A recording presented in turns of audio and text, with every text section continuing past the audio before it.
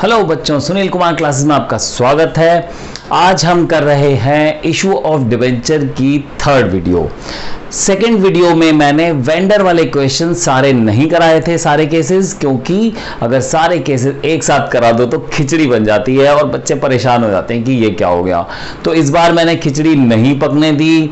इस बार मैंने easy questions को सेकंड वीडियो में रखा और अब मैं लेके आया हूं थर्ड वीडियो, जिसमें थोड़े से डिफिकल्ट या थोड़े से डिफरेंट टाइप के क्वेश्चंस हैं। Purchase consideration other than cash के क्वेश्चन आपके सामने है। टाटा लिमिटेड ने पतंजलि को खरीद लिया। ऐसा रियल में नहीं हुआ है, बट मैंने एक एग्जांपल लिया है कि पतंजलि का बिजनेस पूरा परचेज कर लिया है और 5 लाख की डील हुई है। क्या क्या लिया है उस बिजनेस में? 6 लाख के एसेट्स हैं और 1 लाख की लायबिलिटी। अगर 6 लाख के एसेट्स हैं और 1 लाख की लायबिलिटी है तो लायबिलिटीज मतलब पतंजलि के क्रेडिटर्स। पतंजलि के क्रेडिटर्स को टाटा पे करेगा क्योंकि टाटा ने खरीद लिया है। तो 1 लाख अगर उसके क्रेडिटर को पे कर देगा तो टाटा को ये बिजनेस 5 लाख का पड़ा। तो इसीलिए परचेज कंसिडरेशन 5 लाख लिखा है। ये अमाउंट ज्यादा या कम भी हो सकता है, वो हम आगे करेंगे। तो अभी फिलहाल 6 लाख के एसेट्स हैं और 1 लाख की लायबिलिटीज हैं। बिजनेस पड़ रहा है 5 लाख का, तो 5 लाख में ही डील हुई है। ना महंगी डील है ना सस्ती, बिल्कुल रीजनेबल है। Assets account debited to liabilities to Patanjali. एक चीज और ध्यान रखना है बच्चों, एसेट्स स्प्लिट करके भी दे सकते हैं क्वेश्चन में। स्टॉक, डेटर्स, फर्नीचर, बिल्डिंग, इस तरीके से भी लिख सकते हैं। और लायबिलिटीज को भी स्प्लिट करके लोन, क्रेडिटर्स, बैंक ओवरड्राफ्ट लिख सकते हैं। ठीक है, अभी मैंने एसेट्स को सारा ग्रुप करके एक साथ लिख दिया है टोटल करके, और लायबिलिटीज को भी एक साथ लिख दिया है। तो assets account debit to liabilities 6 lakh की एसेट्स हैं, 1 लाख की लायबिलिटी है, तो नेट बिजनेस हो गया 5 लाख का। डील भी 5 लाख में ही हुई है। बेसिकली परचेज कंसिडरेशन वो अमाउंट होता है जितने में डील होती है। ये हो सकता है कि बिजनेस अभी हमें 5 लाख का पड़ रहा है बट डील महंगी हो, मतलब ज्यादा पैसे दे रहे हैं, या फिर डील सस्ती हो मतलब कम पैसे दे रहे हैं, तो ऐसा भी हो सकता है। तो फिलहाल डील बिल्कुल cut to cut rate to rate हो रही है, कोई कम या ज्यादा नहीं है। तो नेक्स्ट एंट्री होगी पतंजलि डेबिट टू 8% डिवेंचर। टाटा बदले में डिवेंचर्स दे रहा है 100 रुपीज वाले, तो 5 लाख के डिवेंचर। इस क्वेश्चन में भी डिस्काउंट या प्रीमियम हो सकता है, तो डिस्काउंट या प्रीमियम वैसे ही शो करना है जैसे हमने पिछले वीडियो में शो किया था। यह भी हो सकता है कि टाटा ने थोड़े से पैसे कैश में दे दिए और बाकी के डिवेंचर्स दे दिए, तो भी एंट्री हम सेकंड वीडियो में कर चुके हैं, बिल्कुल वैसे ही करनी है। तो आपको जो सीखना है वो ये वाला पोर्शन सीखना है, क्योंकि इस पोर्शन में कुछ चेंजेस आ गए हैं। तो ये हो गया इजी क्वेश्चन। अब हम करते हैं थोड़ा सा हाई लेवल क्वेश्चन। तो चलिए, ये एक और केस है। इस क्वेश्चन में टाटा ने जैगुआर को खरीदा है। आपको पता है कि टाटा जैगुआर को खरीद चुका है। आपको शायद ये नहीं पता कि एक बार ऐसा हुआ था कि टाटा की इंडिका एक कार थी जो स्टार्टिंग में बहुत हिट हुई, लेकिन बाद में पता नहीं क्या हुआ कि लॉसेस होने लगे और बड़े लेवल पे वो उसका प्रोडक्शन होता था। तो वो सेगमेंट टाटा ने सेल कर दिया था जैगुआर को, और उस टाइम जैगुआर के जो ओनर्स थे उन्होंने कुछ ऐसी बात कह दी थी जो टाटा को अच्छी नहीं लगी। तो एक टाइम ऐसा आया कि जैगुआर की हालत खराब हो गई और जैगुआर का बिजनेस टाटा ने परचेज कर लिया। वक्त बदलने में देर नहीं लगती है। ऐसा धीरूभाई अंबानी के साथ भी हुआ था। एक बार बॉम्बे डाइंग के जो ओनर्स थे उन्होंने परचेज करने की कोशिश की थी रिलायंस को, और उस टाइम धीरूभाई अंबानी की जो रिलायंस थी वो बहुत छोटी कंपनी थी, एक उभरती हुई कंपनी थी। बट धीरूभाई अंबानी बहुत ही आम घर से आए थे, बहुत ही गरीब घर से आए हुए थे। उनके बड़े सपने थे और उनको अपने सपनों पर विश्वास था। उनको ये लगता था कि ज़्यादा से ज़्यादा क्या होगा, मैं वापस से वैसे ही हालत में चले जाऊंगा तो भी मुझे कोई फर्क नहीं पड़ता, लेकिन जीतने के लिए पूरी दुनिया पड़ी है। तो उन्होंने उस टाइम पर बॉम्बे डाइंग के ओनर को साफ साफ मना कर दिया था, जबकि बॉम्बे डाइंग के ओनर ने चेक बुक सामने रख दी थी धीरूभाई अंबानी के कि आप जितने मर्जी अमाउंट फिल कर लीजिए और ये कंपनी मुझे बेच दीजिए। लेकिन धीरूभाई अंबानी ने वो कंपनी नहीं बेची, बल्कि उसको अपनी इंसल्ट माना और एक टाइम ऐसा आया कि बॉम्बे डाइंग ने अपने आप को बेच दिया रिलायंस को, मुकेश भाई अंबानी को, जो बिल्कुल ऑपोजिट हालात पैदा हो गए आने वाले टाइम में। तो ऐसा होता रहता है। सेम यही हुआ टाटा के साथ में कि टाटा ने जैगवार को ऑफर किया और जैगवार को खरीद लिया, वो भी थोड़े ज्यादा पैसे देके। तो इस क्वेश्चन में मैंने वैसा ही कुछ एग्जाम्पल लिया है, बस अमाउंट बहुत छोटे लिए हैं। एसेट्स हैं 6 लाख की जैगवार की और लायबिलिटीज हैं 1 लाख की। तो देखा जाए तो बिजनेस कितने का हुआ, 5 लाख का। एसेट्स अगर 6 लाख की हैं, 1 लाख के उसके क्रेडिटर होंगे, अगर उनके क्रेडिटर्स की पेमेंट कर देंगे तो हमारे पास रह जाएंगे सिर्फ 5 लाख। तो बिजनेस हुआ 5 लाख का, तो डील होनी चाहिए 5 लाख की, लेकिन टाटा ने 2 लाख एक्स्ट्रा मुंह पे फेंक के मारे जैगवार के। 2 लाख एक्स्ट्रा दे रहा है टाटा। अब क्यों दे रहा होगा 2 लाख एक्स्ट्रा? आप सोच के देखिए, 2 लाख एक्स्ट्रा दे रहा है, क्यों दे रहा होगा? जैगवार का अपना नाम है, उसकी रेपुटेशन है, तो उसकी गुडविल, उसकी रेपुटेशन के लिए 2 लाख एक्स्ट्रा दे दिए हैं टाटा ने। तो वो जो अमाउंट एक्स्ट्रा पे करा है वो पे करा है गुडविल के लिए। तो एसेट्स हैं 6 लाख के, लायबिलिटीज हैं 1 लाख की, डील हुई है 7 लाख की। इट मींस जो छिपाई गई बात है आपसे वो ये कि टाटा ने गुडविल के लिए भी पैसे दिए हैं, जो एक्स्ट्रा 2 लाख दिए हैं। तो ये हो गया गुडविल, जो क्वेश्चन में गिवन नहीं होगा, आपको पता होना चाहिए। तो ये बैलेंसिंग फिगर लिया है हमने 2 लाख गुडविल, यानी कि टाटा ने उसकी गुडविल के लिए एक्स्ट्रा पैसे दिए हैं, क्योंकि बिजनेस तो 5 लाख का है बट पे करा है 7, तो जो 2 लाख एक्स्ट्रा दिए हैं वो उसकी गुडविल के लिए पे करे हैं। आगे वाली एंट्री बिल्कुल वैसे ही होगी 7 लाख से, और यहां पे मैंने पतंजलि लिखा हुआ था, तो अब मैं हटा के इसको कर देता हूं जैगवार डेबिट टू डिबेंचर, और डील हुई है, सॉरी यहां पे भी मैंने पतंजलि लिखा हुआ है तो यहां पे भी मैं जैगवार कर देता हूं।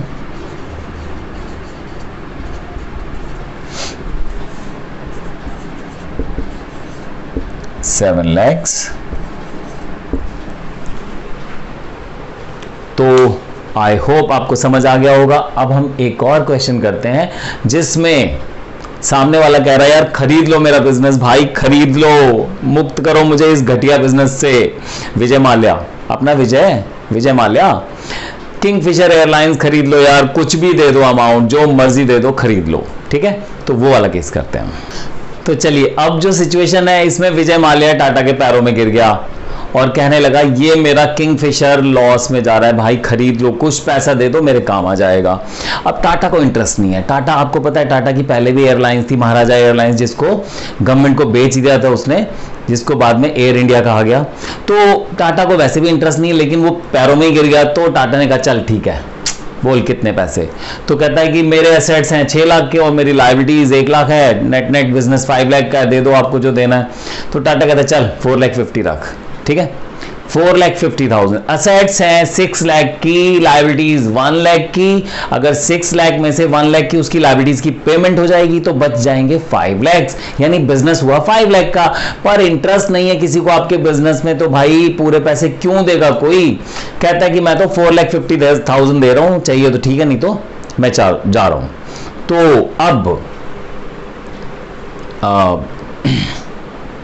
तो अब बेचारे विजय माल्या ने बोला चलो ठीक है 4,50,000 दे दो। तो इसमें क्या हुआ, 50,000 का फायदा हो गया टाटा को। ये है कैपिटल नेचर का प्रॉफिट।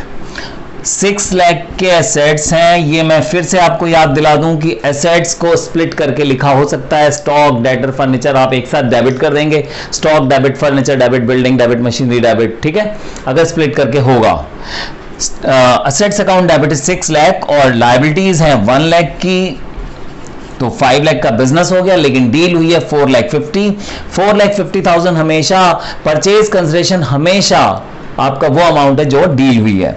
4,50,000 जो आपको वेंडर के सामने लिखना है, ये हमेशा याद रखिए, जो वेंडर के सामने लिखना है ये वो अमाउंट होता है जो परचेज कंसिडरेशन के सामने लिखा होता है।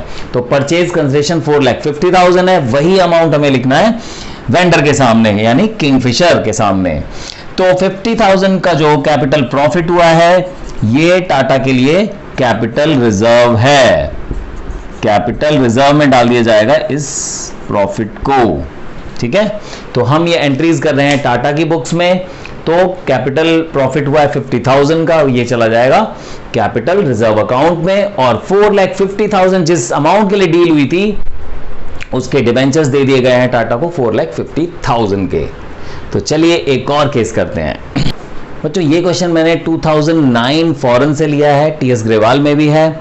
इस क्वेश्चन में 9,80,000 की एसेट्स खरीदी हैं व्हील वर्ग लिमिटेड ने, 9,80,000 की एसेट्स और 40,000 की लायबिलिटीज भी ली हैं उस कंपनी की। एचडीआर लिमिटेड का पूरा बिजनेस खरीदा है जिस बिजनेस में 40,000 के क्रेडिटर्स होंगे और 9,80,000 की लायबिलिटीज एसेट्स। अगर हम देखें तो बिजनेस बनता है 9,40,000 का, लेकिन बिजनेस में कुछ खास था नहीं तो इसलिए उसको बोला कि हम सिर्फ 9 लाख ही देंगे।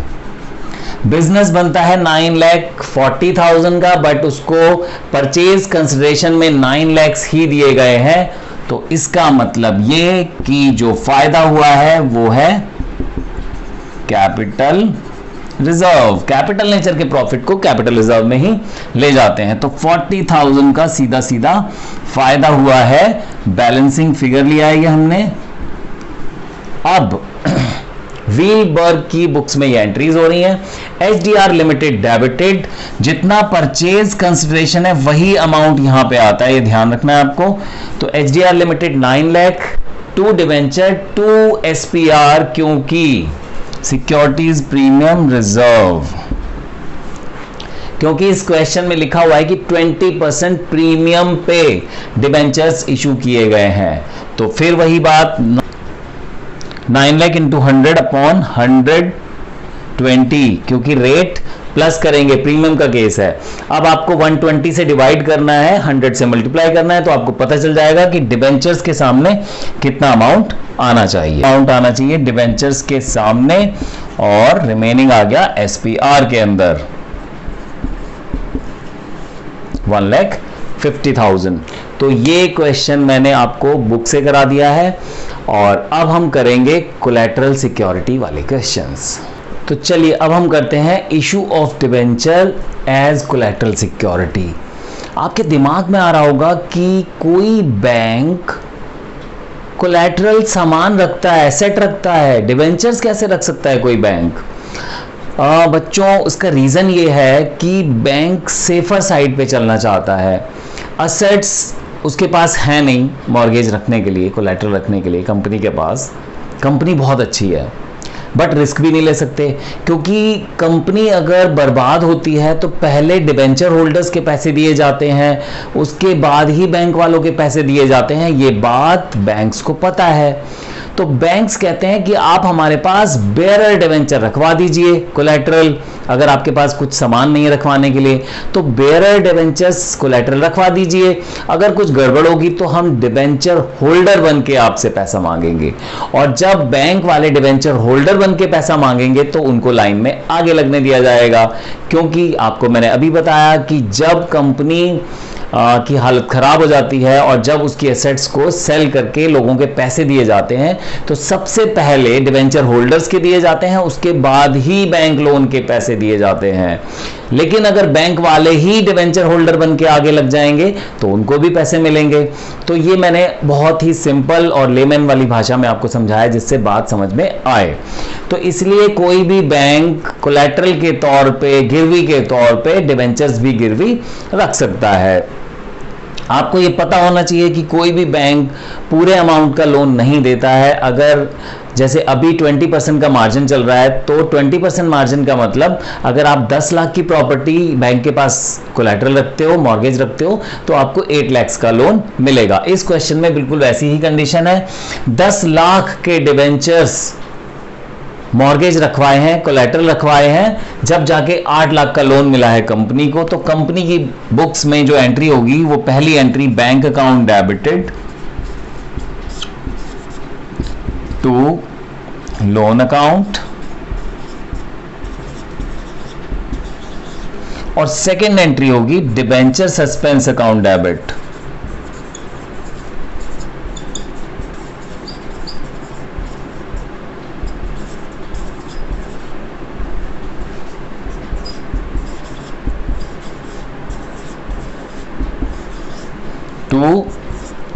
9% डिवेंचर अकाउंट। सस्पेंस क्यों लिखा गया है ये आप भी जानते हैं कि अगर सब कुछ ठीक ठाक रहा तो कंपनी अपना पैसा वापस लोन पे कर देगी और अपने डिबेंचर्स वहां से हटा लेगी बैंक से जो उसने कोलैटरल रखवाए हैं। लेकिन अगर ऐसा नहीं हुआ कंपनी हो गई बर्बाद, तो हालात हो जाएंगे कुछ और। इसीलिए अभी लिखा गया है debenture suspense account to debentures. ठीक है, तो बच्चों इसका ट्रीटमेंट बैलेंस शीट में क्या होगा वो भी देख लेते हैं।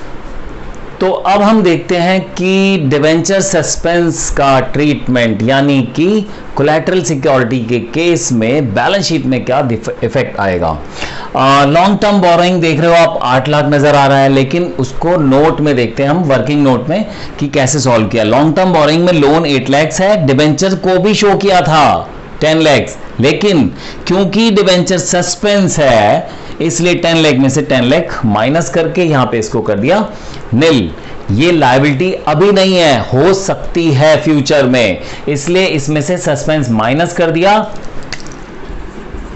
और ये हो गया नील। तो 8 लाख जो लोन वाला अमाउंट है वही फाइनली हमारा लॉन्ग टर्म बोरोइंग्स में रिफ्लेक्ट हो रहा है। इसीलिए इसको एक मेथड में डिबेंचर सस्पेंस टू डिबेंचर वाली जर्नल एंट्री मना किया गया है कि आप एक मेथड ऐसा भी है कि उसमें आप एंट्री नहीं करोगे तो चलेगा, सिर्फ एक एंट्री कर सकते हैं, bank account debit to loan, तो चलेगा।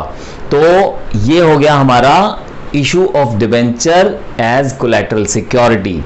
अब बच गया है बच्चों इंटरेस्ट ऑन डिबेंचर और राइटिंग ऑफ डिस्काउंट, जो हम नेक्स्ट वीडियो में करेंगे। हाँ, एक और बात, अगर आप मेरा क्रैश कोर्स ज्वाइन करना चाहते हैं तो अभी ज़्यादा नहीं निकला है, 12 अक्टूबर को स्टार्ट हुआ था, आप उसको ज्वाइन कर सकते हैं। उसकी फीस है सिर्फ ₹990, पूरा सिलेबस कराऊंगा मैं, और जितना निकल गया है उसके लिए मैं अलग से रिकवरी क्लास दे सकता हूं। तो नेक्स्ट वीडियो का इंतज़ार कीजिए, तब तक के लिए बाय बाय।